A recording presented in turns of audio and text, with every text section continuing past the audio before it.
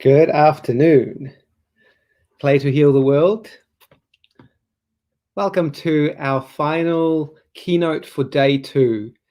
And geez, if I was here 24 hours ago thinking, I don't know how day 2 is going to be build on day 1. That was such an incredible and epic day, but I am just overwhelmed with how I said in our chat with our speakers. I don't know how this festival can get any better. There's just so much beautiful feedback coming through, people connecting both on a emotional, spiritual, and pedagogical level in ways that might be the first, seeing the world through new lenses, through new eyes, and that's just absolutely beautiful. So we have this afternoon the very special privilege of someone joining us who last year made such a significant impact and brought such a new lens and hopeful message for us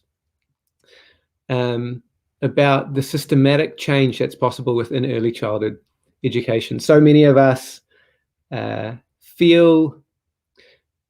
I was in a Zoom call the other day with Penny, and we were talking about how important personal responsibility is and how important it is that we show up well within ourselves because we teach who we are. And the children feel the energetic connection that comes from us, and that we have to create that feeling and sense of well-being within ourselves first and then share it with others. But she also said, we have to remember that we are asking Kayako to do this within a traumatized system, within a system that has been built on trauma, and that there needs to be equal awareness about systematic change, because otherwise we will continually we won't get anywhere, essentially. And so Dr. Mike Bedford is someone who has got an incredible experience within our system. Last year he shared, I'm sure he'll give us a quick background again, because many of you may not have listened to him before, about his experience within our sector from the 90s and how he's traveled with the licensing criteria, how he's given input in that, and how he's also seen it miserably fail here in New Zealand. And he's worked collectively to create a vision for quality, a vision for reform, and put legs to that with a proposal for quality-based contracting and other ways of being within our sector that lit a lot of us up last year. And we thought, yeah, we can hear the truth that he's speaking. The fire within him is reaching to the fire within us. And so I'm really excited this afternoon to have Dr. Mike Bedford back with us, and to share where we've come to in the last 12 months and what's on his heart, and where he feels that we can still bring collective energy and awareness to in the work that he's doing. So what we'll do is we'll just do a quick giveaway before we bring Dr. Mike onto the main stage here with the festival. And we've had one of our participants, one of the incredible festival goers, messaged me, and she said, I would love to donate 2 of Penny and Kimberly's books, The Sacred Urge to Play, as a giveaway for us to give away to the festival goers this afternoon. And so that is just amazing. So we have 2 books to give away from Sacred Urge to Play. And the way that we will give this away is be a little bit random, but in the chat, I would like to invite you just to share a quick highlight from today. What has been a highlight? And we're just going to select 2 random comments, and we're going to give away the Sacred Urge to Play books. So in the comments, just quickly share what has been your highlight from today. Music.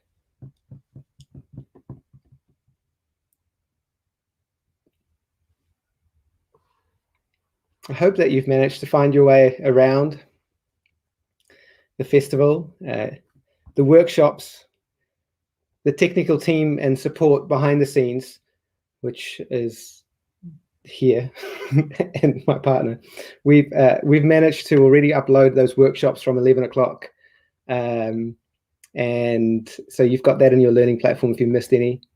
You'll also have the Q&A session we just did with Dr. Robin. We've recorded that and we'll put that up with his session as well. So lots to look at. Let's have a look.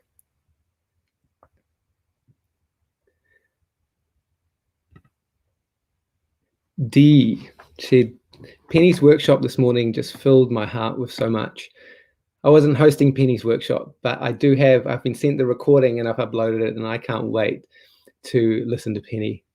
She fills my cup. So D, we're going to give the Sacred Urge to Play book away to you. Thank you so much for commenting.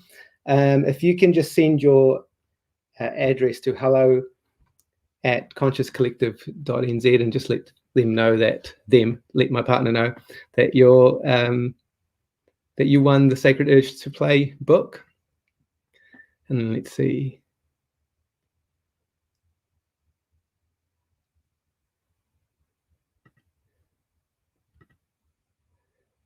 Tamsin, definitely. Robin this morning and Helen, both have been very insightful and enlightening, and I will be sharing with my peers as my center. So beautiful, Tamsin. We're going to give you the second book as well. Thank you so much. Absolutely beautiful. So send your details as well to hello@consciouscollective.nz. So many amazing comments. I'm just going to take a second to read this as well. Cool. So this afternoon session, we'd love some crowd participation. Heck, we'll even share the link if you want to come on the screen with us and share and talk a little bit about your experience. We'd love for you to join us if you're brave enough. But otherwise, just get on that keyboard and feel free to just comment into the chat. It's always helpful for us to navigate the session. But without further ado, I'm going to invite Dr. Mike Bedford onto the screen. Kia ora, Mike. Well, kia ora, Rick, and here we are, another year, another lockdown. That is it. At least it's not been a year in lockdown like the UK. You know, we've had some benefit. Yeah, this is true. But yeah, it seems quite odd because it was just like, last time we were doing this, it was just the same situation. Absolutely. It was, and it was on the cusp of going into level 3. It was very similar. Yeah, very similar. And it is. It's interesting to reflect on how it's been maybe I'm not sure if it's been quite 18 months, maybe 14 months. And how has that been for you? Obviously, being in the field of what you're in.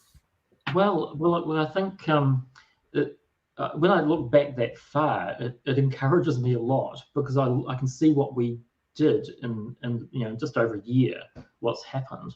Because I know that last time when you were asking me about the documents, for example, for quality-based contracting and where can people get this, and I said, look, we haven't even got a website yet. Well, now we have a website, we have an organisation. ECE Reform, the organisation, launched in March, and so I had no idea how much work this was. It was incredible amount of work, but yes. And along the way, I also picked up a role with Massey University, so I'm 3 days a week with Massey, which at least pays the bills. And so that's meant that I've had something I can sort of reasonably survive on while focusing on the ECE reform work on, the other 5 days a week after those 3. And so, we're definitely getting traction. And I think I've counted something like about 30 presentations I've done this year so far around the country, here and there. But even in doing that, the sector's so broad that I've got a list of really important people. I mean, people I really desperately want to talk to, but I haven't got to yet. I mean, even at the level of the Children's Commissioner, I'm desperate to get to the Children's Commissioner. I just haven't had time. So it seems crazy, but nevertheless, some traction. Good political support at various levels.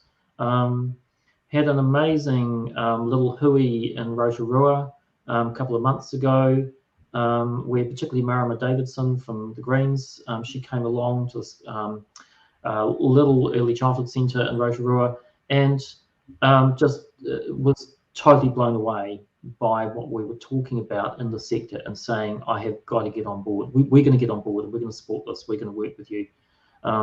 Because we said, this is what it can be, but this is what it is. We have serious problems. And the passion in the room really worked. So we're getting some traction, which is really good. Yeah, that's no little feat. That is a political party that is currently, very close to influence, and the work that you've done and the way that you've put it together definitely is right for political adoption for those who actually get it.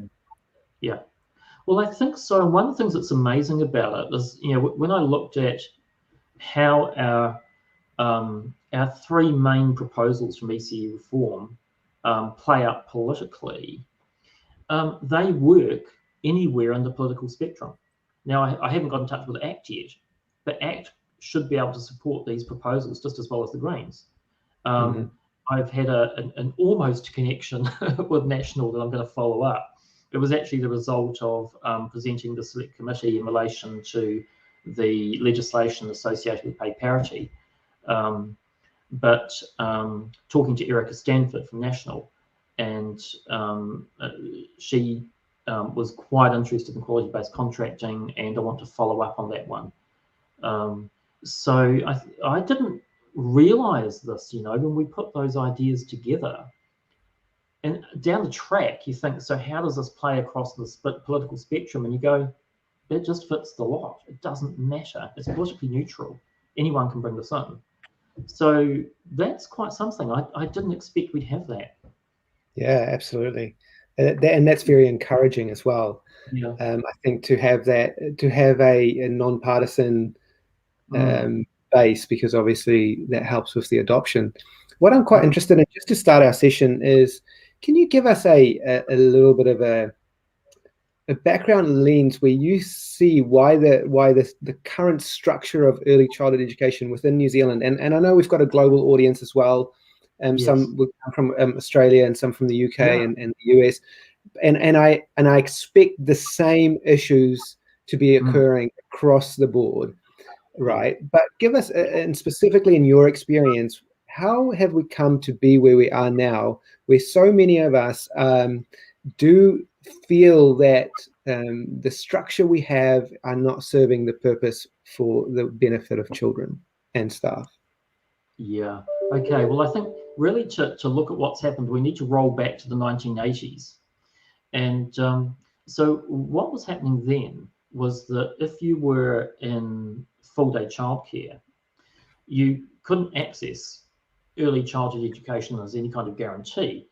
So there were some full-day childcare centres that were in fact providing some quite good early childhood education, but there was no requirement for that. And so what was seen quite clearly is that those children were potentially disadvantaged, and that's what drove getting childcare under early childhood education under the Ministry of Education. But there wasn't an intent to call childcare early childhood education. Very clearly, this is a case of saying that within early childhood education, within childcare, you need to put early childhood education into that. Now, what this points to is the fact that we operate in a sector that has a number of potentially conflicting purposes and motivations. Now, they don't necessarily have to conflict, but on the one hand, you've got early childhood education, you've got what we can do for children when you bring children together in these enriched environments. And I think that's the best way I can put it, is that an early childhood education environment is really an enriched environment. So you have the opportunity for spaces and equipment that you wouldn't be able to have at home. You have the benefit of trained teachers with all of the understanding of pedagogy, the richness of cultural knowledge, all sorts of things that can come into that environment and really enrich things for children that would be way more than you can have at home. So this is really good. But then you've also got the drive for childcare. And so childcare isn't driven by early childhood education at all. It's driven by hours that children spend with somebody else looking after them so parents can go to work. How do you put that together and make it work for everybody? There's a challenge. But what we didn't have in the 80s and until really the mid-90s was a commercial drive attached to this. So that's brought in a third factor, and that's that when you, I know that, most places that I worked with in the 90s, and I visited hundreds of centres in the 90s, they were often operating on shoestrings. They weren't seen as a big business opportunity. But as soon as it becomes an attractive business opportunity, you can have a motivation for business which is disconnected from care and disconnected from education. And so it's that disconnect that is part of the problem. So I would say these are the three key drivers. Now, another thing that comes into the play is siloed government. And that's why we have the proposal for the early years ministry. So just to connect out to these things, but quality-based contracting deals with the care, education, commercial conflict. It really addresses that well. But the early years ministry deals with the siloing of government. And so what it says, I get really frustrated when we get things like the, New Zealand's early learning plan. It doesn't talk about childcare. It doesn't talk about care, really. It's talking about this educational concept. But we need to look at children as whole people. So that's where I think we lost our way, is we basically forgot childhood.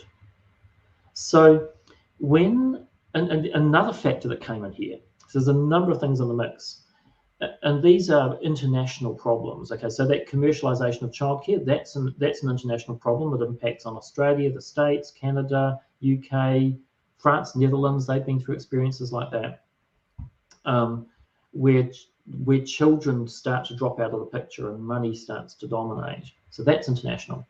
But the status of early childhood teachers, that's an international issue as well. And so when childcare moved under the Ministry of Education, that was a big boost for early childhood teachers.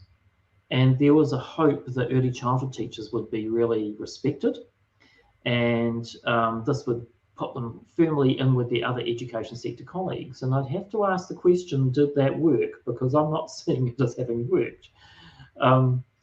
But what happened in the process is that care and childhood and families and that whole world of those first 5 or so years of life started to drop away because we were just looking at pedagogy. And that was needed, there was a focus on pedagogy, and focus on teachers was needed to say, look, let's get serious about this. Early child education would be a tremendous benefit for children, and it could be really rich. And from my own experience, I came into this in the 90s from a public health angle, and it was the richness of the sector and the beautiful things that could be done with and by children that inspired me. That's what captured me into the sector, darn it. I'd be far better off if I hadn't got captured in some ways, but I was captured by the sector because of how good it can be. So I saw the benefit, but one of the interesting things is that early on, because I was coming in from this health side, and also coming with, I just happened to have an incredibly rich early childhood memory. Some people can't remember much of their primary school years. I could write a book about it. Before 5, I don't just have snapshot memories. I remember thought processes. I remember the entire experience of days, points in time lived in my early years. And so with that reference point, inescapably, I see children as people, as whole people, because I remember the whole person I was at 3 years old. And so that was my lens that I was coming in with. And when I encountered Te Whariki, when that came out, I thought, wow, this is amazing. I mean, it has been, so for people watching from overseas, Te Whariki is the New Zealand Early Child Education Curriculum Guidelines. And a whariki in Maori is a weaving. And the whariki has strands and principles that all connect to each other. So you have strands, which are aspects of the development of a whole person. So well-being, belonging, communication, exploration, contribution. These things are part of the makeup of who we are and what we do in life as people. And then you have the supporting things around that, like holistic development and empowerment and families and whānau. So those are the things that sit together in the whariki. But what I saw straight away, and this is part of my health promotion background, health promotion is a discipline in public health that's very empowering. I saw that the whariki, being a weaving, is a structural whole. That is that every part supports every other part. So I'm looking particularly at the well-being strand of Te Whariki. And what I saw was almost from the beginning, it was ripped out of the whariki and called health and safety. It's like we missed it right from the start.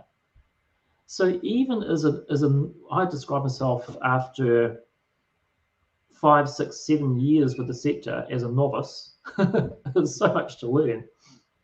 Even as this novice in the sector, I was starting to work with and teach early childhood teachers how to get that wellbeing strand into the whariki. So I was really working on that connection. Now, I, sadly for me, thought when I was making these discoveries about the sector and thinking, wow, there's this huge area of public health, and we have this model in health promotion that could work so well, let's ditch the dumbed down inspection thing we're doing with early childhood sectors, with the sector. Let's focus on empowerment and equipping people. I thought the Ministry of Health would be going, oh, great, thanks, Mike. We've got someone who's piloting a new area here and we'll get involved. Oh, no. It was like, what? Huh? It's childcare. It's just a little bit of legislation. Don't worry about it. Fine. So we had a really poor response from health. But in education, the Ministry of Education was focused on education. And I know people have heard me say this many, many times, but it still strikes me as astonishing that in 2001, I had the then CEO of Early Childhood Development, which was a branch of our Ministry of Education at the time. When I contacted this person to look at working with early childhood development on a national program that would bring in all this accumulated knowledge, we now had a lot of years of knowledge now accumulated as to how to work in that well-being, said, well, you do health and we do education, don't see the connection. I'm going, really? How is that possible? How is it even possible? But you see, this is what happens when you silo. And so what I've realized is that attempt that we made in bringing childcare under the Ministry of Education had an inherent flaw. And that's that we were bringing it into a siloed ministry that didn't get care. That's why another part of our problem is New Zealand's really poor regulations, particularly in relation to child wellbeing. So New Zealand did really well in attending to teacher qualifications in the sector, but we're still stuck with the same appalling space per child amongst the most crowded early childhood centres in the Western world, poor ratios, no controls on group size, almost no attention to the quality of other things that affect children's health, like ventilation or whether or not you stick a centre right next to a busy road and things like that.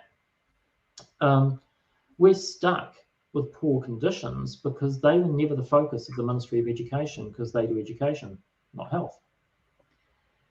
So that platform that children need of not just their physical health, but emotional and mental health was forgotten all the way along. Now, if you take then this siloed approach to education, you have no regard for the basic needs of children in terms of their health and well-being, and you allow to come into that commercial exploitation, I'll use that word because that does happen in the sector, using our poor standards, where the best money you can make is made by jamming in the maximum number of children and having the worst ratios. So you get a motivation there to do the worst thing. You put that lot together and it produces what we've got, which is a sector that is crashing because teachers just can't cope anymore. We've broken the teaching workforce with appalling conditions. But some of the teachers that have left the sector have left because they said, I can't condone what we're doing to children, because of course, what breaks teachers breaks children as well, but they haven't got any voice. They're just stuck there. So this is how we ended up going down the big slide. So the question has to be asked, how do we fix that? And it is fixable. And so that's why, you know, I mean, I hate talking like this because this is really negative, isn't it? And people have had this lovely session, you know, so these lovely sessions the last couple of days, and here's Mike going, oh man, disaster. But that's why ECE reform is set up, because ECE reform, you know, each one of our 3 proposals, I reckon, if we had nothing wrong in the sector, if everything was just ticking along fine, these would all be better. They're better than anything we've ever seen. So they're really good, and they're actually really quite beautiful things in their own right. You know, so I mean, we can unpack it a little bit more as we go along. We don't seem to have a few comments coming in. Are we getting comments to come from? Yeah, we've got a few comments coming in here. Okay, I can't see them. Yeah, okay. I wonder if I can. Yeah, I'll see if I can share that with you.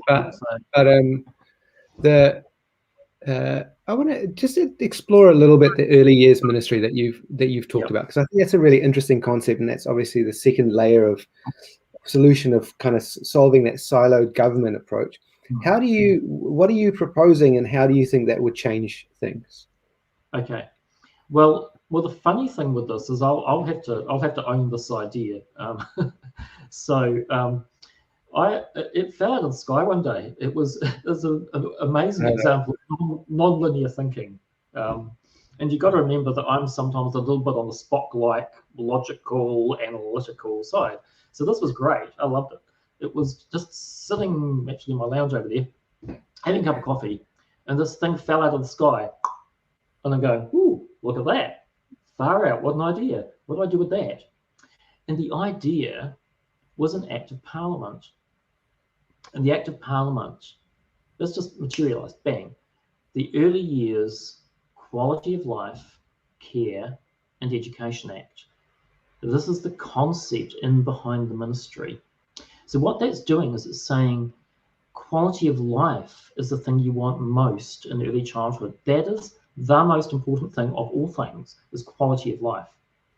Okay, now what's core to quality of life? If we assume that you're not actually physically starving or freezing cold or out in the rain or something, if your physical needs have been met, and even to the least degree, the most important thing for you is love. Love is everything from that point. Everything else is going to work or not work depending on love. You can give children the richest developmental environment you like. If you haven't got love, it ain't going to work. So this is at the core of it. So that's why quality of life, care. So it's that care, read, love, you know. That's our basis. And that we know the value of early childhood education. It should be something that is a right for children in their early years to have access to this, to have provision to this, for this. So, and Education Act, Quality of Life, Care and Education Act. So there's your picture of what this ministry is for. Now, what does the ministry do? Well, it has a broad scope for the broader term of early years. That's basically 0 to 8. And so it's picking up those early primary school years as well. And one of the things that's really cool is that I know that in primary they're really picking up on play-based learning. And in fact, I've been involved in working with a primary school on an outdoor area for play-based learning. In fact, I've got to get back to them, another one of those things, and find out how they got on. But that was such a pleasure to be able to try and do. Well, a couple of primary schools actually, I've worked on play-based learning with them.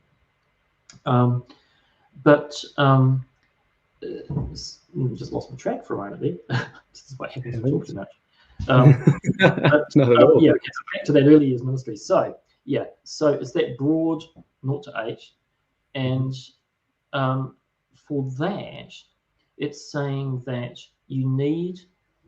This is a time of life-based ministry. So this is the concept behind it. It says there is a time in life where you have got a whole lot of particular needs peculiar to that time. You have a way of living during that time that is a little different to the way you live later on, and or maybe very different the younger you go. So you need a ministry that understands the needs of that age group and looks out for them. Looks out for them, not the least, because they're often forgotten. So one of the problems that we've had in the early childhood sector is city and district councils who have treated very young children as an environmental nuisance. And it's shocking. But that's why, you know, I've talked to people trying to develop early childhood centres in urban areas. They've said to me, I'm never going to try that again, it's too hard. I can attest to that. It's just, yeah, the hoop that you have to go through to get neighbours' consent. Yeah. We went through one process a few years ago where we had to get the entire street to sign off, but not just the street. We had not just the owners. We had to get the tenants and the owners. Out of the 14 houses that we had to get to sign off, well, that's kind of everyone signed off except one tenant because they worked at another early childhood centre, and that we had to then go to environmental court because that person didn't consent. And it just took this big, and then they moved out 2 months later. It was just like, you know, thousands of dollars later. But we did eventually come through, and it's this beautiful centre in the heart of like an urban community where we have to be. Mums with prams are able to walk there. We're able to be part of the school. The school is 4 houses down. It's part of the community and part of it, but it's very difficult to do at the moment. Yeah. Well, it is, and it's because, I mean, I know because I've been, you know, dealt with it with new centres being set up, and even to the extent, I mean, I'll never forget it, and actually it's in Upper Hutt, but when they were set up, they were on the corner of a street. Now this was it wasn't a busy road; it was just a suburban corner, but they were required to put a noise attenuating fence around that corner. It wasn't to protect the children from traffic noise, it was to protect the traffic from the children's noise. They couldn't have wooden decking outside because it would be too noisy. In other words, the children were not treated as citizens at all. So the early years ministry would be tasked with making sure that doesn't happen. So they would be looking at legislation across government departments, the whole legislative environment for children in their early years, to say, are we looking after their interests as New Zealand citizens, standing for them? So that's a major purpose of this ministry. They would be a ministry that other ministries would be required to consult with. So on the one hand, the early years ministry would be required to consult with education, consult with health, work and income, and basically make sure that there's connections drawn. But those other ministries would be required to consult with the early years ministry if they're impacting on children in that age group. So it forces connection in government. The connection in government won't happen, I'm sorry, unless you force it. You have to legislate it. You will talk to each other, or else. Is the only way to do it. So that's part of the recipe here. Now, when we come to the early care and education sector, that's where we bring in the quality-based contracting model. So the early years ministry would run the quality-based contracting model. And because quality-based contracting, the quality model, and talk into this a little bit further along, it really fits with that quality of life care and education idea, because the three domains of quality in that model are quality of care. So that's looking primarily at relationships, but also the individual person care. So that's looking at things like nutrition, the health of the individual child, but things like stability of staffing is critical measure in quality of care, because unstable staffing is very dangerous to children's emotional, social well-being and can impact on them for the rest of their lives. So quality of care, quality of environment, these are like two platforms in the quality model. So you've got to have both of those working. And the point there is happy, healthy children learn. So on top of that, we put added value for learning and development. There's your pedagogy. And it's anything you like, rich as, sitting on top of these two supporting platforms of care and environment. So it all clicks together with the model for that ministry. The quality-based contracting in the early years ministry just go mesh. How does the quality, briefly, how does the quality-based contracting, what would be the main differences to the way that licensing and regulations are kind of applied today in the New Zealand early childhood sector? Okay, well, in the New Zealand sector, running a centre, so providing the care and education for our youngest, most vulnerable citizens is simply a business right. Anyone can just roll up and do it. You don't have to be qualified in any way. And so if someone wants to come in just to make money, there's nothing to stop them doing that. And unfortunately, when you have a licensing system that is based on legal compliance with minimum standards, and this is common right through the world, then it means that the commercial players will exploit that minimum standard. And so this model, because one thing I'll just explain is that very often you get these two ways that you can go, it would seem. You know, you can have a kind of like totally public domain, public provision of care and education, or it's all private. Mm-hmm. And this is like, you know, which one are you going to have? Well, this plays it differently. What this does is it says that effectively the government does become the provider for the nation, but it doesn't do it by buying or owning anything. It does it by contracting the existing services. And what the big difference in this is, it means that now the government is far more responsible for quality than they are at the moment, and they have choice. So at the moment, I think one of the biggest problems we've got is that the Ministry of Education has been able to avoid responsibility for some of the appalling conditions that we have in the sector. They're just not closely enough tied because of licensing. So they will say, okay, well, if you check the boxes on meeting the minimum regulations, off you go, you've got your license. It's like getting your driver's license.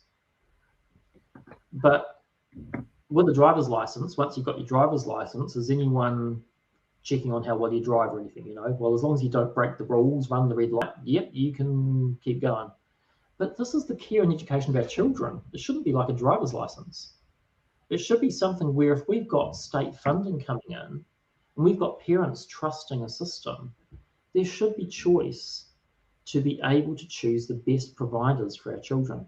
So that's the key to contracting. Contracting is choice by the contractor. Okay, so the contractee. Okay, so you take another example, perhaps, would be in New Zealand, as in many countries, if the government wants to build a new state highway, well, once upon a time, New Zealand had a Ministry of Works, which would go out and build the highway for you. We don't have that anymore. The government contracts people instead. So they say, look, we've got these businesses out here who know how to build roads. So they contract people to go and build the highway. Now, if it turned up on the news that the people building the highway were all out there in their, jandals, flip-flops, or some flimsy form of footwear with very poor pay, and hey, the road's really built badly and it's full of potholes and so on, and that's going to come back on the government. The government can't say, oh, well, they complied with the law, so it's all right. No, the government would be responsible for that. So should the government not be responsible for the quality of our children's care and education? But do you see that this is in a commercial environment? It's still contracting. Mm-hmm. So all those people who might want to contract to build a state highway, the companies, they're operating in a perfectly normal commercial environment. They say, hey, we're really good people. We know what we're doing. Look at our track record. And the government says, oh, yeah, you're the people. Okay, we'll contract you. So that's the difference between licensing and contracting. Mm-hmm. So what would happen in the transition?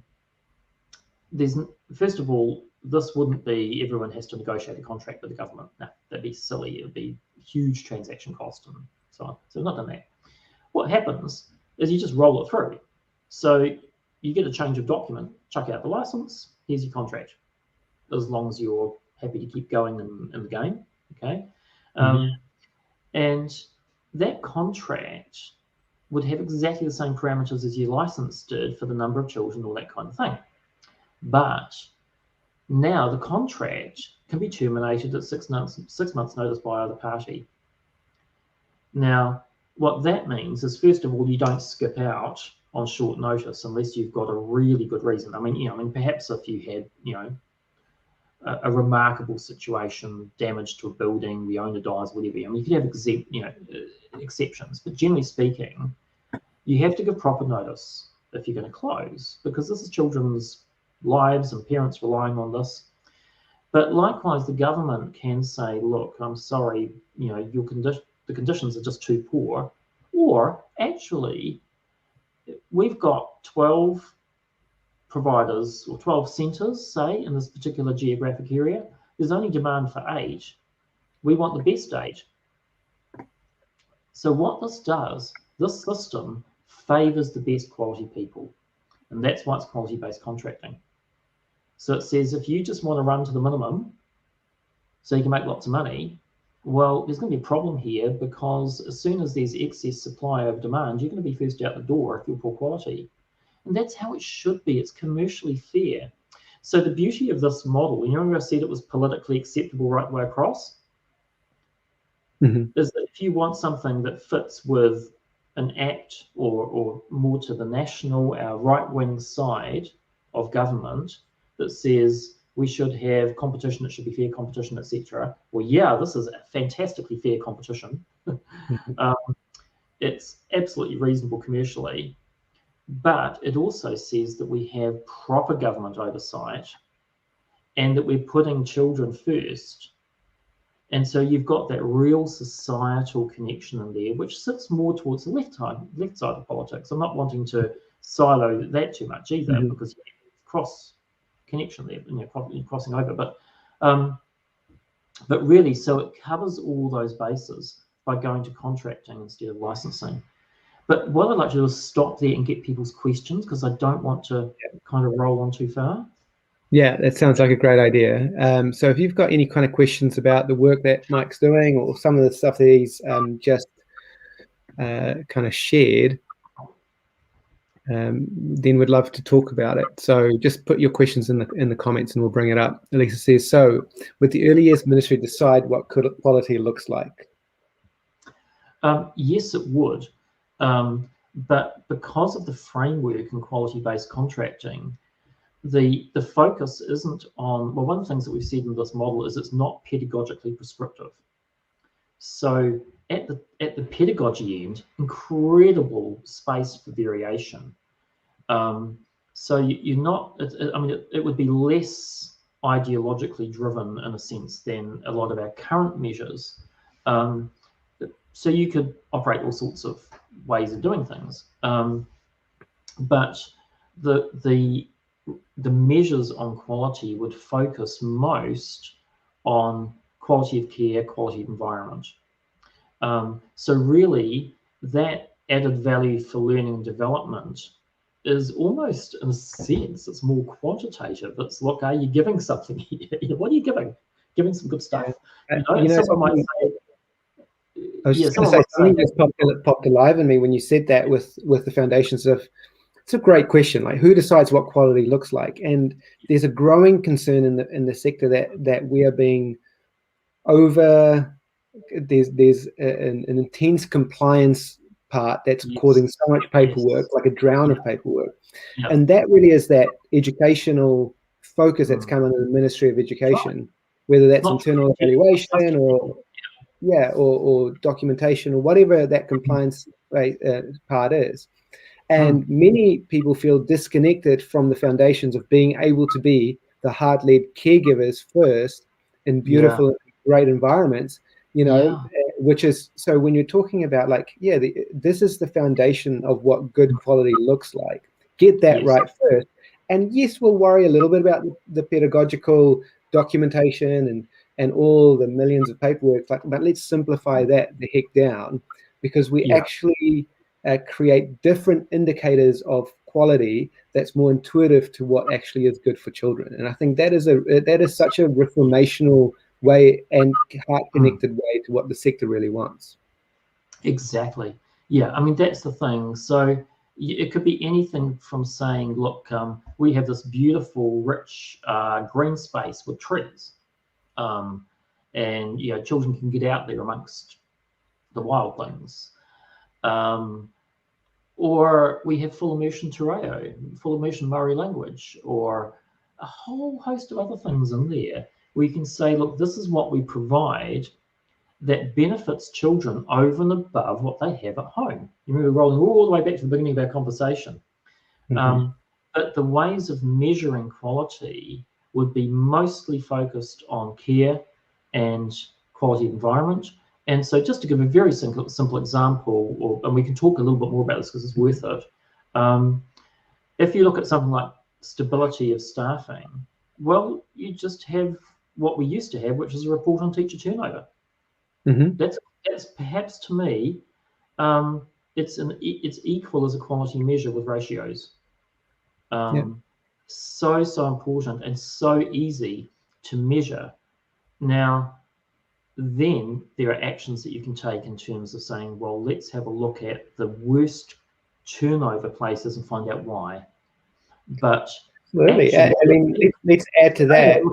Anyone who leaves a centre, any parent who leaves a centre, let's have some sort of communication, some sort of database that actually adds, because that's another measure. What's staff turnover and what's the parent turnover, or the churn of enrollments.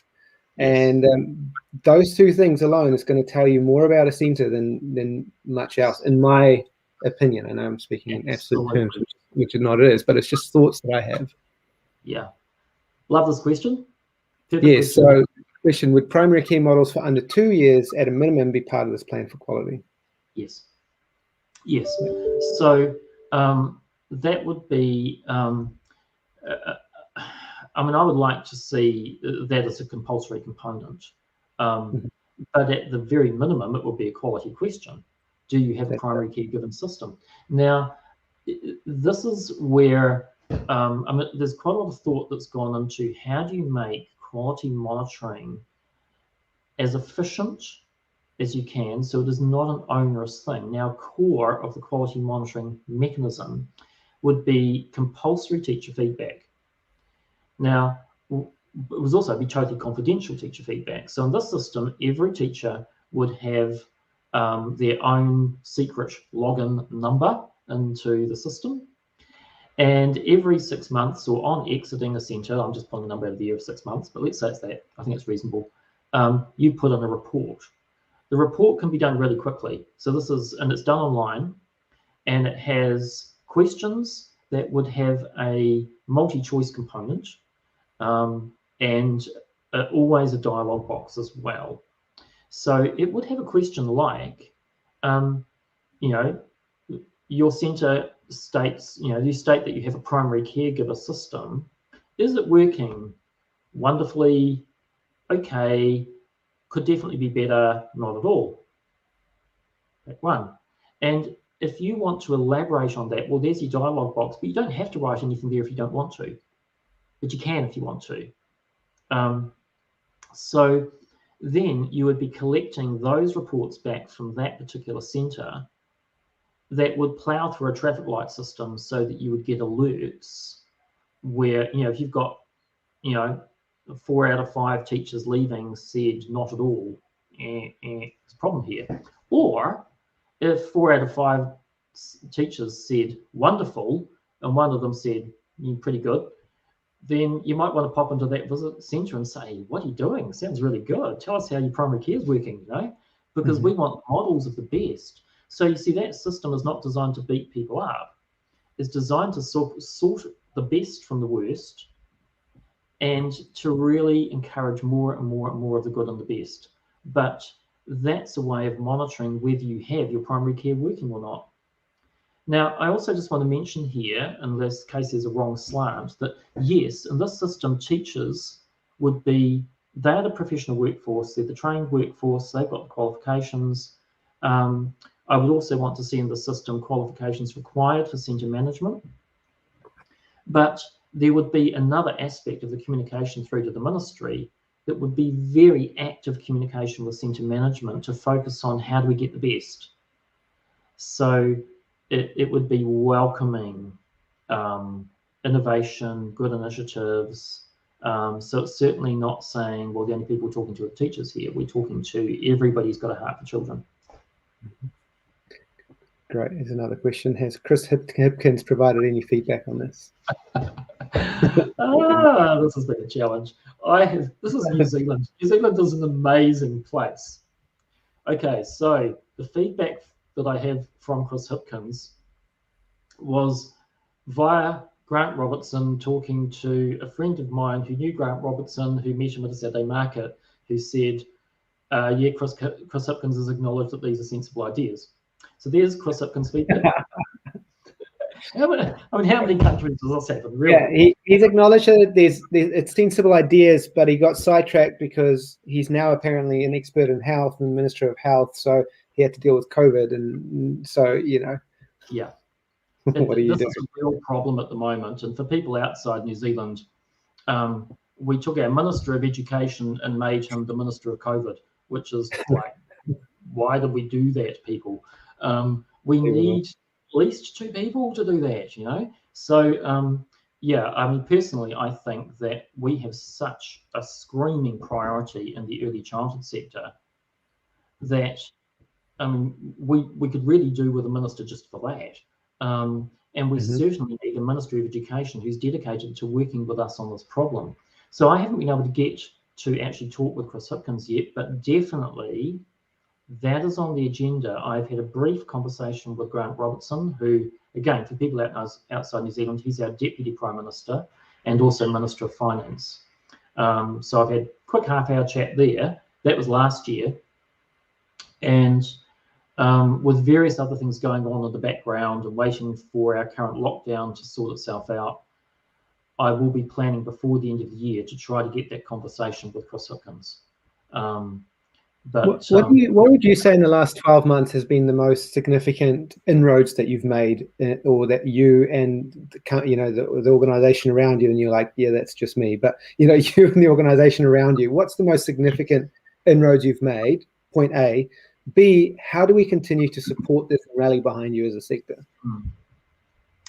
Well, I'd have to say it's been kind of, I'd love to have said we had made some major inroads.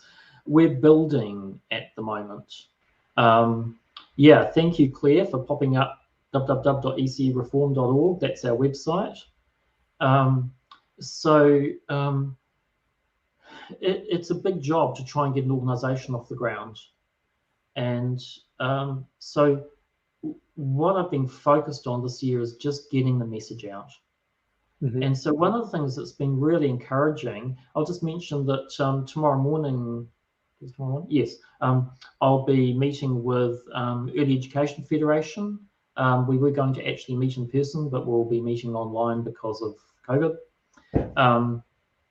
That invitation from Early Education Federation came because delegates to the Federation were saying we really need to talk about what's going on with ECE reform and the models they're proposing. So this is really encouraging to me when things come back round the loop. So this is not me going out and saying we want to talk to you. This is the words out in the sector, and now it's coming back through key organisations to say, hey, can you come and tell us what's going on, and let's have the conversation. So that's very encouraging. I feel like that's a win. The other thing I'll mention is that the third of our models is a 2-teacher, 8-child home-based model. Now, in New Zealand, we have this restriction that you can only have 4 children being cared for in a home. So we're stuck with one teacher, 4 children. That's it. That's the only model there is. So this is saying, look, this doesn't make sense internationally. You know, we're weird by comparison with other places that allow. You know, I mean, they have family daycare up to like 12 children. I'm not suggesting that. I think that's too many. But the 2-teacher, 8-child, I think, is just the perfect kind of numbers. Really good. Tuakana Taina, that's the older child, younger child relationships, are something a lot more like a family than siloed age groups. Great ratios. We'd be looking for better space per child than you get in centre-based. Small group size, that's so good. So there's a lot of advantages in that, but it turns out that implementing it is actually quite tricky. Do you have an employment model? Do you have everyone being basically an independent contractor working via a collective organisation as the model for almost all home-based in New Zealand now? So I've been working with a couple of organisations recently on how do we make that work, and they've thrown a lot of challenges into the mix to say, how do we make that work, and what about this, and do you know about this constraint? But we're problem solving it.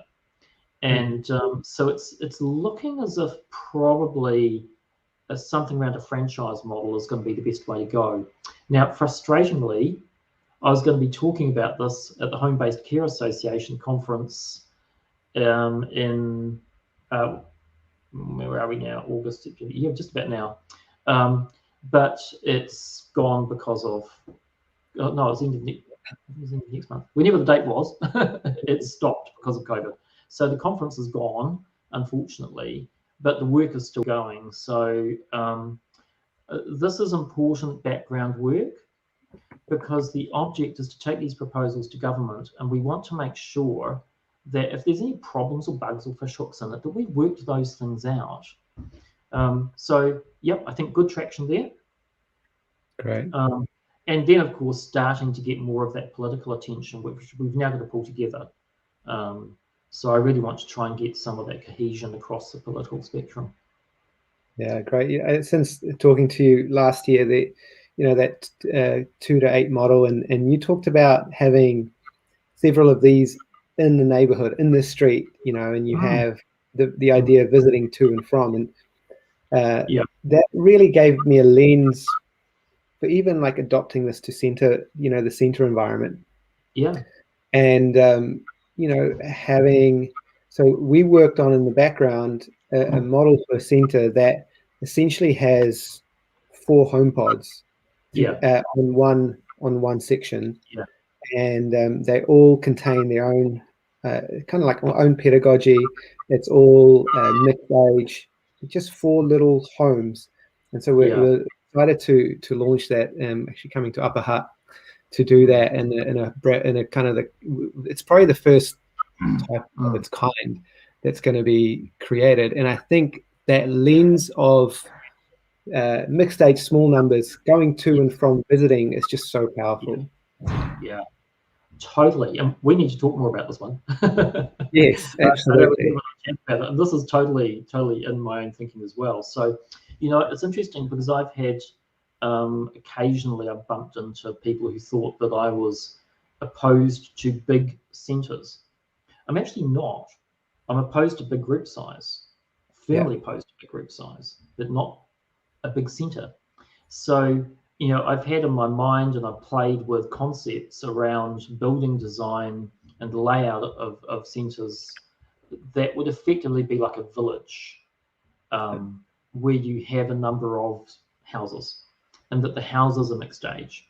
So you've got that core family-like environment, and then you have a combined outdoor space that has some spaces that are connected, particularly for age group, connected to the particular house, but then you have free-for-all, and that means that you can get age-specific space. I mean, for example, you do not want to mix a 2-year-old and a 4-year-old in the same sandpit. It will all end in tears all around because you've got completely different ways of play. So you've got to split some of that stuff up. And also, you know, you want children to be able to meet friends of their own age. So the 3-year-olds are connecting with the 3-year-olds and they're not just stuck with the babies or whatever. So being able to have space where that can go on, I think there's some really good development potential there. Totally. Yeah, I think let's see if I can do something I didn't plan on. Can you see that? Yep. That there is just the model that we're looking at. This is all planned. So this is the layout from the top. Oh, I see. Okay. Yeah. So what we've created is based on, pods there, right? Yeah, there's four pods, and they're all mixed age. You've got 8 under 2s. It's kind of like 4 centers of 24. So trying to keep that mixed age, small group sizes, and they've got the ability to kind of visit and share outdoor space. And then in the center of it, kind of like all you know, religious traditions, the center of the temple is the Holy of Holies. So this whole space is a well-being space that we get to for staff and for children, and kind of at the core of it. So that a lot of this thinking was inspired by things that you've kind of shared over the little while, and we're hoping that. We're hoping there's a lot of logistics as you get into it. You're like, well, okay, there's logistics to overcome, but like any new idea, you have to kind of think it through, right? Yeah, totally. And actually, while we're talking around design, one of the things that I only get involved in design opportunistically because I'm not involved in setting up and running centres as an individual, so I have to hook into what anybody else is doing. But I've given a lot of thought to how do we set up spaces that work really well for that mixed age group while allowing for an ease of interaction from teachers and supervision as well. Now, a very important point there is that, you know, I've said a number of times, ratios are not about supervision. If you're talking supervision with ratios, your ratios aren't good enough. Ratios are about relationships. But supervision is part of what goes on, because particularly for your older children, sometimes they're just going to want to do their own thing in their own space, you know. So you don't want to be in on them all the time. You want to let them do what they want to do, but you've got to keep an eye on that. And maybe that freedom for children to do things in their own corners. Corners are worth everything in an early childhood centre environment.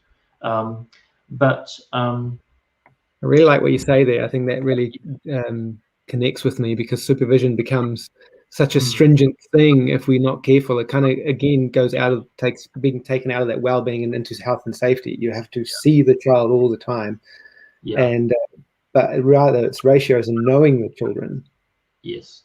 So I've been giving quite a lot of thought to basically a 2-level structure that has a wraparound mezzanine, and that means that you basically have the upper structure, the upstairs space, is an older child space.